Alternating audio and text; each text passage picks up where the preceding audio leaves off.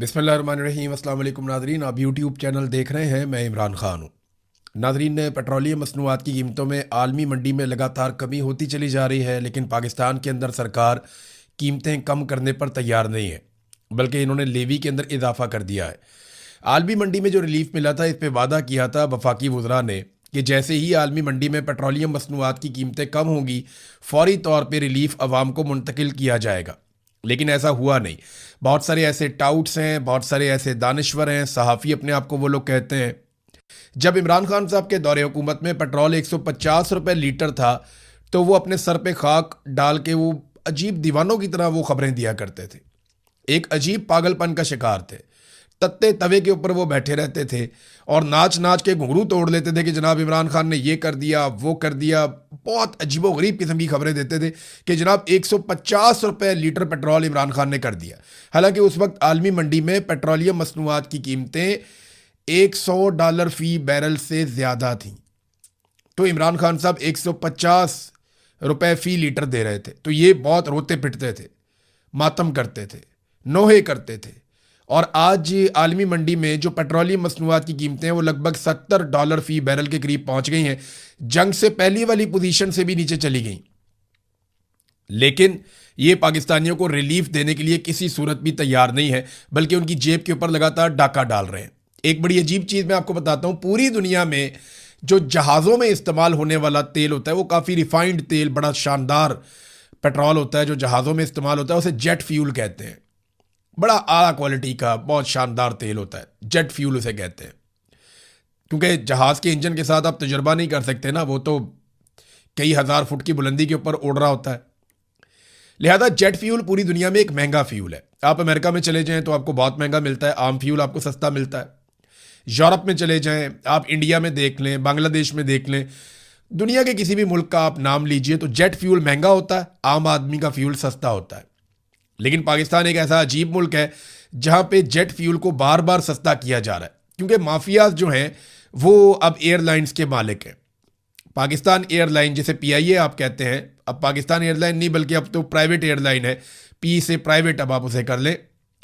तो जो पाकिस्तान एयरलाइन है वो भी फौजी फाउंडेशन को दी गई है, उनके साथ और भी दीगर पार्टनर्स हैं। और जब से इनको ये दी गई है तब से उनके ऊपर अनायतें और नवाजिशें जारी हैं। 15 साल के टैक्स की छूट की भी एक आपको पता है मंजूरी दी जा रही है, उसके ऊपर खबरें भी आ चुकी हैं। और इसके अलावा अब रोज़ाना की बुनियाद के ऊपर जेट फ्यूल को सस्ता कर दिया जाता है। पाकिस्तान एक ऐसा मुल्क है जहाँ पे मोटरसाइकिल में डालने वाला जो पेट्रोल है वो 1 लीटर आपको मिलता है 300 रुपये का, जबकि जो जेट फ्यूल है वो आपको मिलता है 231 रुपये का। अगर आपके पास एक तैयारा है, एक जहाज़ है, तो आपको सस्ता फ्यूल मिलेगा। लेकिन अगर आपके पास एक मोटरसाइकिल है तो फिर आपको महंगा फ्यूल मिलेगा। ये नादरीन पाकिस्तान में सूरत हाल है।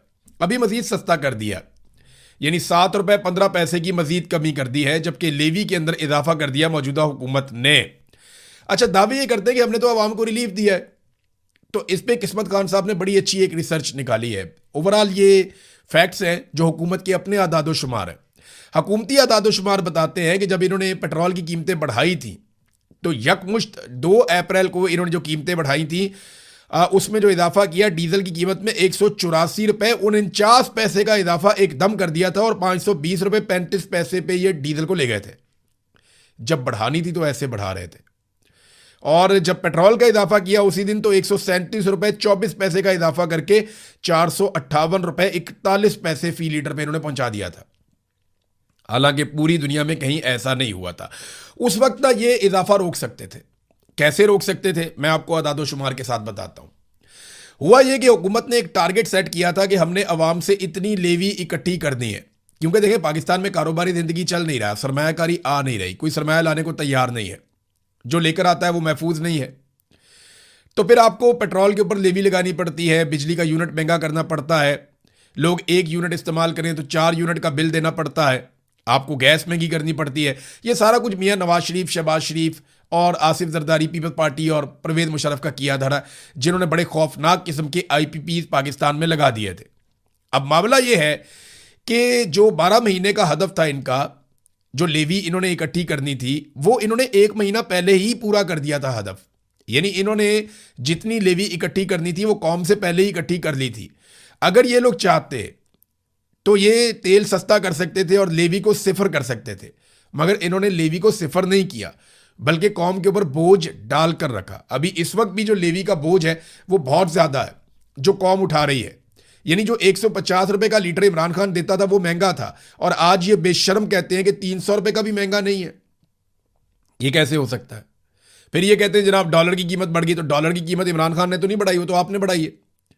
अगर पैसा डी वैल्यू हुआ तो वो तो आपके दौर में हुआ। जब सरमाया निकल जाएगा किसी मुल्क में से, लोग सरमायाकारी नहीं करेंगे, बाहर से पैसा नहीं आएगा, तो फिर यही होगा ना, आपका पैसा डी वैल्यू हो जाएगा, और वो जो पैसा डी वैल्यू हुआ वो भी अब आपके खाते में ही पड़ेगा।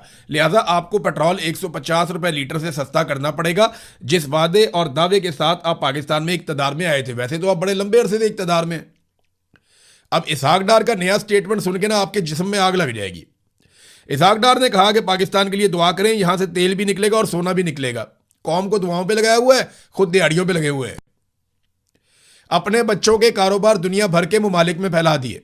शरीफ खानदान, डार खानदान, सरदारी खानदान, ये अमीर से अमीर होते चले गए। इन्होंने सरे में महल बना लिए, इन्होंने एहवल फील्ड के अंदर बहुत बड़े बड़े अपार्टमेंट्स बना लिए, इन्होंने दुनिया के कई बड़े आजमों के अंदर अपने कारोबार फैला लिए। ये खुद अरबों और खरबोपति बन गए, इनका बच्चा बच्चा अरबपति बन गया। 1981 से लेकर अब तक ये लोग लगातार इक्तदार में हैं। 45 साल हो गए इस खानदान को इक्तदार में। 6 इनके वज़राए आला आ चुके हैं और 5 इनके वज़ीर आज़म आ चुके हैं, और ये इसी खानदान के अंदर से आ चुके हैं। खानदान के बाहर से और भी मौजूद हैं। इतनी लुटमार करने के बावजूद पाकिस्तान पीछे गया और इनका खानदान आगे गया। कौम को इन्होंने लगाया हुआ है दुआओं पे, तो आप दुआ करें जनाब, इतनों कोई चीज़ ही निकला है ज़मीन में से। इस ज़मीन में से सोना खालिस भी निकला है ना, इस ज़मीन में से दुनिया के बेहतरीन हीरे भी निकल आए, इस ज़मीन में से दुनिया के सारे खजाने भी निकल आए ना, तो पाकिस्तान की मिलिट्री एस्टेब्लिशमेंट पाकिस्तानियों को हवा भी नहीं लगने देगी, जैसे बलूचिस्तान में होता है। बलूचिस्तान में ऐसे मादनियात निकल रही हैं, कबायली इलाकों में ऐसे मादनियात निकल रही हैं, हर चीज़ के ऊपर हमला हो सकता है, मादनियात पे हमला नहीं होता। मादनियात को पूरी सिक्योरिटी के अंदर निकाला जाता है और अपने आकाओं को बेचा जाता है। वो पैसा कहां जा रहा है, कोई देगा जवाब? स्मगलिंग का पैसा कहां जा रहा है, कोई देगा जवाब? ये जितनी यहां पे मंशियात लगाई जा रही है पाकिस्तान में, बलूचिस्तान में और खैबर पख्तूनख्वा के कबायली इलाकों में, वो कौन लगवा रहा है? उसकी ट्रांसपोर्टेशन कैसे होती है? वो बरामचा की मंडी तक कैसे जाती है, जहां पे जाके मंशियात के अंदर बाकायदा प्रोसेसिंग होती है? वहां से निकल के पूरी दुनिया में कैसे फैलती है? हवाई अड्डों से कैसे वो जाती है दूसरी दुनिया के अंदर? समुद्री रस्तों से वो कैसे जाती है? और ये पैसा कहां जा रहा है, कोई देगा जवाब? पूरे मुल्क पे कब्जा किया हुआ, एक एक चीज को पैसा बनाने के लिए इस्तेमाल कर रहे हैं, और ऊपर से लेकर नीचे तक लुटमार। सबसे बड़ी लुटमार पाकिस्तान की मिलिट्री एस्टेब्लिशमेंट, उसके बाद ये पॉलिटिकल माफिया, और इनके नीचे बेशुमार ब्यूरोक्रेट्स जिन्होंने अपने पूरे पूरे खानदान पाकिस्तान से बाहर सेट किए। उनको पता है पाकिस्तान हमने इस काबिल छोड़ा ही नहीं कि यहां पे हम अपने बच्चों को, अपने खानदानों को पाकिस्तान में रख सकें। वो एक आदमी जो लड़ता जा रहा है वो जेल के अंदर पड़ा हुआ, उसकी आंख भी खराब कर दी, उसकी सेहत भी खराब कर दी, उसकी बीवी को भी पकड़ के जेल में डाल दिया, रिश्तेदारों को पकड़ के जेल में डाल दिया, सारी पार्टी टूट फूट का शिकार कर दी, बेड़ा गर्क कर दिया। कौम उसके साथ खड़ी है और वो आदमी अकेला जेल काट रहा है और इंतहाई तकलीफ के अंदर है, लेकिन वो हार नहीं मानता।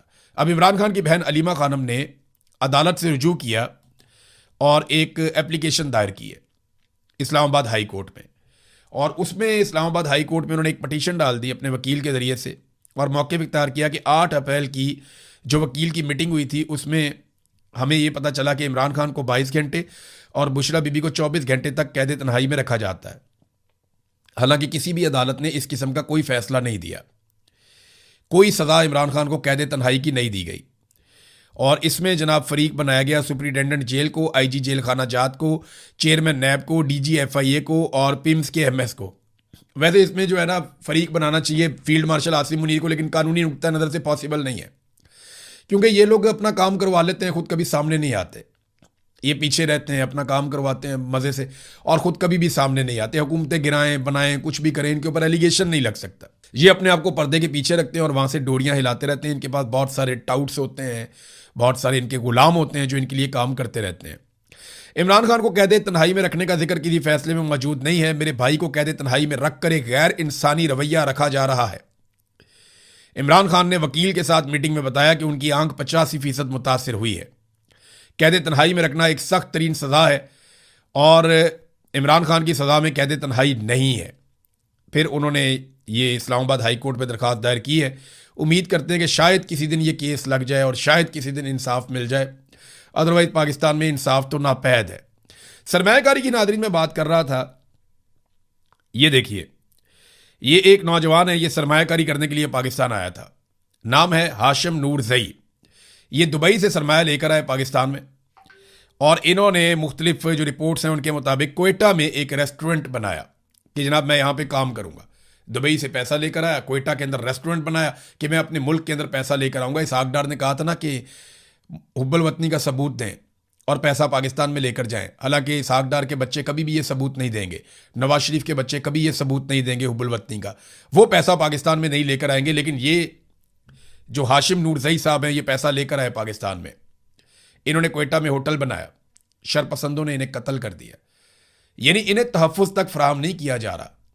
कोयटा के अंदर कोई शख्स महफूज नहीं है, पूरे बलूचिस्तान में कोई शख्स महफूज नहीं है, मैं तो कहता हूं पूरे पाकिस्तान में कोई महफूज नहीं है।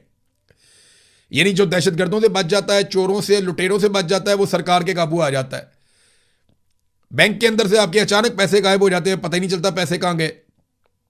वो जनाब इख्तियार दे दिया एफबीआर को, जब चाहे आपके बैंक को खाली कर दे, आप कुछ कर ही नहीं सकते। उसके बाद वो आपके पैसे लेकर इस्तेमाल करेंगे, आप केस करते रहे, वकीलों के दफ्तरों के और अदालतों के चक्कर लगाते रहे, आपको आपका पैसा वापस नहीं मिलेगा। जो दिल करता है वो करते हैं। अब ये हाशिम नूरजई साहब शहीद हो गए कोयटा में, और मुझे बताया ना इनके कत्ल का जवाब कौन देगा। ये लेकर आया था ना थोड़ी सी सरमायाकारी, तो कौन लाएगा पाकिस्तान में पैसे, कौन करेगा पाकिस्तान में सरमायाकारी। ये देखें ना आपने हालात क्या कर दिए, पॉलिटिकली इतना विक्टिमाइज किया आपने लोगों को कि अल्ताफ हुसैन साहब हैं, ये आप इनकी तस्वीर देखें, इनका ताल्लुक तहरीक इंसाफ से। इन्हें 9 मई के जाली मुकदमे में गिरफ्तार कर लिया गया, 9 मई के बाद 2023 में। ये लंबा अरसा जेल के अंदर रहे। आज से 6 माह पहले इनको बाइज्जत बरी करवाया गया, यानी 2 साल जेल काटने के बाद पता चलता है निज़ाम को कि ये आदमी बेगुनाह था, इसको बाइज्जत बरी किया गया। लेकिन कैद के दौरान ये शदीद बीमार हो गया। जब बेगुनाह आदमी को जेल में आप डालेंगे वो बीमार ही होगा, शदीद बीमार हो गया। इसको इलाज मुआलजे की सहूलियात नहीं दी गई। बलाखिर ये जब बाइज्जत तौर पे बरी हुआ तो उसके बाद से दवाइयों पे जिंदा था, और अब ये भी शहीद हो गया, इसका भी इंतकाल हो गया। ये जो रिजीम चेंज ऑपरेशन हुआ ना पाकिस्तान में, इसने एक ऐसी खून से सुर्ख लकीर खींची है जो पाकिस्तानियों के दिल में हमेशा चुभती रहेगी। और ये पाकिस्तान की मिलिट्री एस्टेब्लिशमेंट का एक कारनामा है। हालात यहां तक पहुंच गए हैं कि अब पुलिस धमकियां लगा रही है तालिबान की।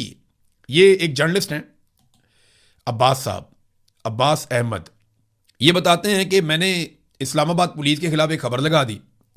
खबर ब्रेक होने के बाद इस्लामाबाद पुलिस के एक आला अफसर ने मुझे पैगाम भेजा, जिसमें उन्होंने कहा कि उनके तालिबान के साथ ताल्लुकात हैं और वो मुझे इस्लामाबाद से टुकड़े टुकड़े करवा देंगे, हत्ता कि मेरे बच्चों के भी टुकड़े करवा देंगे। अंदाजा करें, इस्लामाबाद पुलिस का एक सीनियर ऑफिसर एक सहाफ़ी को धमकी लगा रहा है और वो ये कह रहा है कि मैं तुम्हारे टुकड़े टुकड़े करवा दूंगा क्योंकि मेरे तालिबान के साथ ताल्लुकात हैं, मैं तुम्हें मरवा दूंगा, तुम्हारे बच्चों को मरवा दूंगा अगर तुम मेरे खिलाफ खबरें दोगे तो। ये है नाज़रीन सूरत हाल। मुझे याद आ गया, एक डीआईजी थे, वो बात नहीं मानते थे सेक्टर कमांडर की ना, तो उनके साथ जब मीटिंग की सेक्टर कमांडर ने, तो उन्हें धमकियां लगाना शुरू की डीआईजी पुलिस को। उसे कहा कि मैं तेरे साथ ये कर दूंगा। मैं जानता हूँ वो डीआईजी पुलिस को भी, वो सेक्टर कमांडर को भी जानता हूँ। इस वक्त मैं नाम नहीं ले रहा इसलिए कि उनके लिए मुसीबत बन जाएगी, लेकिन सेक्टर कमांडर को कम से कम पता चल जाएगा। उसने बड़ी धमकियां लगाई, मैं नौकरी छीन लूंगा, मैं ये कर दूंगा, मैं तरक्की नहीं होने दूंगा, मैं फलाना कर दूंगा, मैं फलाना केस बनवा दूंगा। तो अल्टीमेटली जो उसने धमकी लगाई ना, जिस पे वो डीआईजी साहब भी हैरान रह गए। मुझे जिस बंदे ने बताया कि वो धमकी पता क्या थी, वो धमकी ये थी कि मैं तुम्हारे ऊपर ब्लास्फेमी का मुकदमा करवा दूंगा, तौहीन मजहब लगवा दूंगा तुम्हारे ऊपर मैं। अंदाजा करें ये इस लेवल तक गिर जाते हैं और इस लेवल तक मामले को ले जाते हैं। गिरने पे है नाजरीन, तो ये किसी भी लेवल तक गिर सकते हैं। मिसाल के तौर पे पंजाब हुकूमत एक नया कानून लेकर आ रही है, आप सर पकड़ के बैठ जाएंगे, पूरी दुनिया में आप किसी को सुनाएंगे, लोग इनको जुतियां मारेंगे, लित्तर मारेंगे लोग इनको कि बेशर्मो, ये किस किस्म का कानून तुम लेकर आ रहे हो, कोई इंसानियत है तुम्हारे अंदर या नहीं है। यानी इससे पहले जो कवानीन लेकर आए, पीका और पता नहीं क्या क्या, उन्होंने इसके अंदर तरमीम कर दी। एक तो वही पहले काबू नहीं आ रहा था, अब जरा ये कानून आप चेक करें। पंजाब हुकूमत इस कानून के जरिए से आपको मुकम्मल तौर पे ख़त्म कर सकती है जब वो इसको नाफिज कर देगी। ये जो अंग्रेज यहां पे रहता था ना, यानी इस आर्टिकल के अंदर इसको हवाला दिया गया कि जब अंग्रेज यहां पे बरे सगीर पे हुक्मरान था तो उसने भी इतना गंद नहीं मारा था जितना इन काले अंग्रेजों ने गंद मार दिया है जो पंजाब के अंदर बैठे हुए हैं।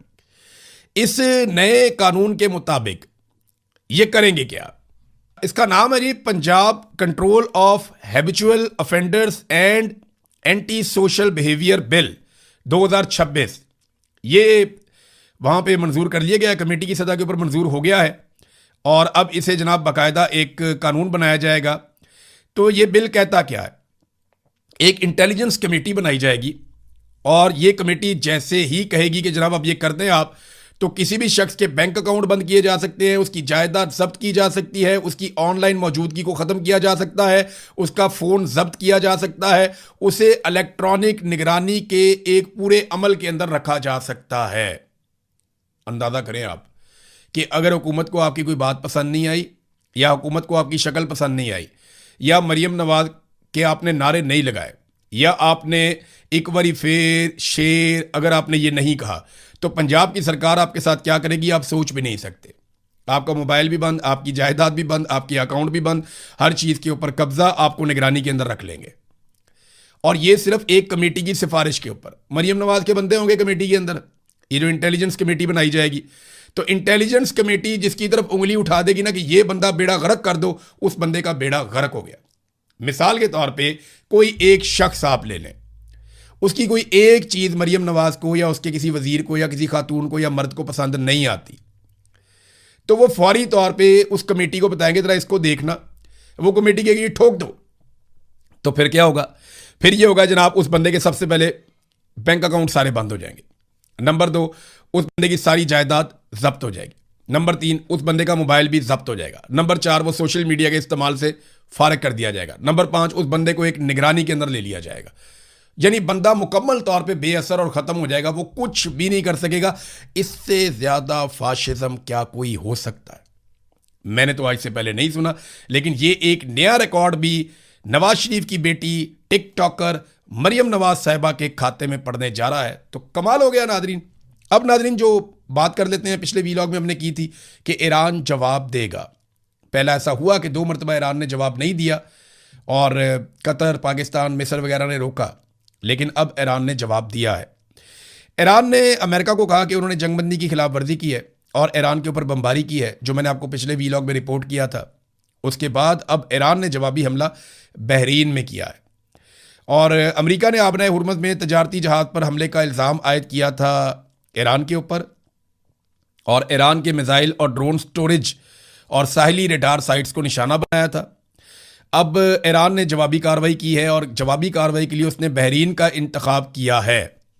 बहरीन का इंतखाब इसलिए किया कि वहाँ पे अमेरिका के काफ़ी ज़्यादा मिलिट्री एसेट्स हैं। अब नुकसान कितना हुआ इसके बारे में अभी कोई इतला नहीं आ रही, लेकिन वहाँ पे धमाके सुने गए हैं, आग के शोले बुलंद होते हुए देखे गए हैं और इस किस्म की कोई वीडियोज़ और तस्वीर जो हैं वो मंजर-ए-आम पे आई हैं। तो ईरानी जो ज़राए हैं वो ये दावा कर रहे हैं उन्होंने अमेरिका का वापस नुकसान किया है, जबकि अमेरिकन ज़राए अभी खामोश हैं। जब अमेरिका में दिन चढ़ेगा तो पता चलेगा कि वो इसके बारे में क्या कहते हैं। तो एक आखिरी खबर नाज़रीन मैं आपको और बता दूं कि सुप्रीम कोर्ट ऑफ पाकिस्तान ने 2 हफ्तों का वक्त दिया था इस्लामाबाद हाई कोर्ट को और ये कहा था कि ईमान मज़ारी और हादी अली चट्टा की जो सज़ा मुअत्तली की दरख्वास्तें, इनके ऊपर फैसला दिया जाए। अब कानून के मुताबिक तो ये होना था कि दोनों मियाँ बीवी को बाहर आ जाना चाहिए था कि एक ट्वीट के ऊपर 17 साल की सज़ा तो नहीं होती। तो ईमान मज़ारी और हादी अली चट्टा को आज़ादी देने की बजाय ये मामला 6 हफ्तों से लटका हुआ है। सुप्रीम कोर्ट के फैसले की सिर्फ इतनी औकात और वक़्त है कि हाई कोर्ट ने 2 हफ्ते का टाइम मिलने के बावजूद 6 हफ्ते लगा दिए हैं और अभी तक कोई फैसला नहीं आया। ये है पाकिस्तान में जुडिशरी की सूरत हाल। तो कौन लेकर आएगा सरमायाकारी? कोई पागल है, कोई बेवकूफ़ है, उसके सर के ऊपर सींग है, वो सरमायाकारी लेकर पाकिस्तान आ जाएगा। ना अदालतें काम कर रही हैं, जिसको दिल करता है जहां मर्जी मार देते हैं। ओवरसीज़ के बच्चे पाकिस्तान में मारे जा रहे हैं, जिसको दिल करता है उठाकर ले जाते हैं, जिसको दिल करता है जबरी तौर पर लापता कर देते हैं, जिसको दिल करता है जो है उसका कारोबार छीन लेते हैं। एक अजीबोगरीब कानून पंजाब में लेकर आ गए हैं, जब दिल करता है किसी का भी अकाउंट बंद करके वहाँ से पैसे निकाल सकते हैं। तो ऐसे माहौल में कोई भी सरमाया नहीं लेकर आता, कोई पागल नहीं होता। तो सरमायाकारी लाने के लिए सरमायाकारी वाला माहौल बनाना पड़ता है। अब तक के लिए इतने, अपना ख्याल रखिएगा, अपने चैनल का भी। अल्लाह हाफ़िज़।